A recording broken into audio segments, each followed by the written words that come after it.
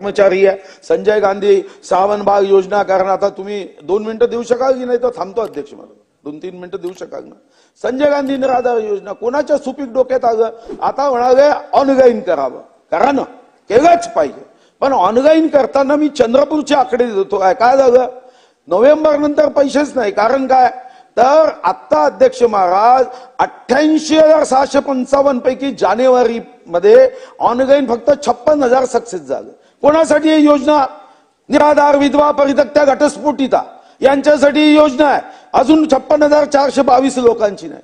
ते लहानपणी तुम्ही गाणं ऐकलं असेल चाहे लाख करो तुम पूजा तीर्थ करो हजार दिन दुखी को ठुकराया तो सब कुछ है बेकार गरीबों की सुनो वो तुम्हारी सुनेगा तुम 1 पैसा दोगे 10 लाख देगा। अध्यक्ष महाराज निराधार योजनेचं अनुदान देत नाही तुम्ही आता मग घंटी वाजवल्यामुळे माझ्या नावातच तशी घंटी आहे ठीक आहे।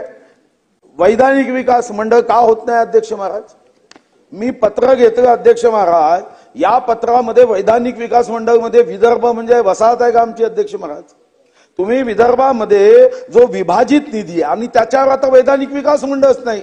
माझी माननीय मुख्यमंत्री महोदयांना आग्रहाची विनंती आहे की ताबडतोब केंद्र सरकारकडे जाऊन वैधानिक विकास मंडळाची स्थापना ही ताबडतोब केली पाहिजे। क्रीडा क्षेत्रामध्ये 538 कोटी अध्यक्ष महाराज आपल्याला मिशन ऑलिम्पिक अध्यक्ष महोदय दिव्यांग कल्याणला 1526 कोटी रुपये दिले। काही बाबीमध्ये संजय गांधी निराधार असतील किंवा अस्थिव्यंग दिव्यांगांना त्या ठिकाणी देण्यात आलेल्या सवलती असतील या सवलतीमध्ये वाढ करण्याची आवश्यकता आहे अध्यक्ष महोदय 1,500 वरून 3,000 पर्यंत अशा प्रकारची काही बदल त्या ठिकाणी करण्याची आवश्यकता आहे। हे उद्दिष्ट येत्या 5 वर्षात साध्य करण्याचे राज्याचे नवीन गृहनिर्माण धोरण लवकरच जाहीर करण्यात येणार आहे।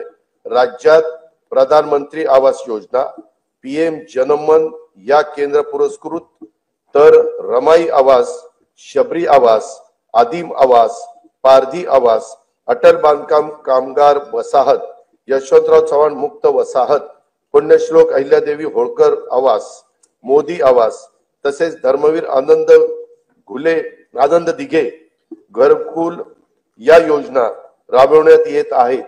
त्या अंतर्गत आतापर्यंत 44,07,000 घरकुलं मंजूर करण्यात आली आहे। प्रधानमंत्री आवास योजना ग्रामीण टप्पा 2 अंतर्गत सन 2024-25 करता 20 लाख घरकुलांच्या उद्दिष्टापैकी सुमारे 18,38,000 घरकुलांना मंजुरी दिली असून 14,71,000 लाभार्थींना पहिल्या हप्त्यासाठी 2,200 कोटी रुपये वितरित करण्यात आले आहेत। ही योजना राबवण्यात महाराष्ट्र देशात प्रथम क्रमांकावर आहे। लोकप्रतिनिधी आणि लाभार्थींच्या मागणीला प्रतिसाद म्हणून राज्य सरकारकडून या योजनेच्या अनुदानात 50,000 रुपयाची वाढ करण्यात येणार आहे। या सर्व घरकुलांच्या छतावर सौर ऊर्जा संच देखील बसवले जाणार आहेत।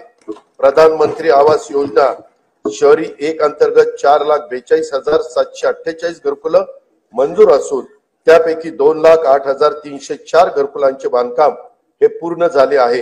घरकुलांचे बांधकाम 31 डिसेंबर 2025 पर्यंत पूर्ण करण्यात येणार आहे।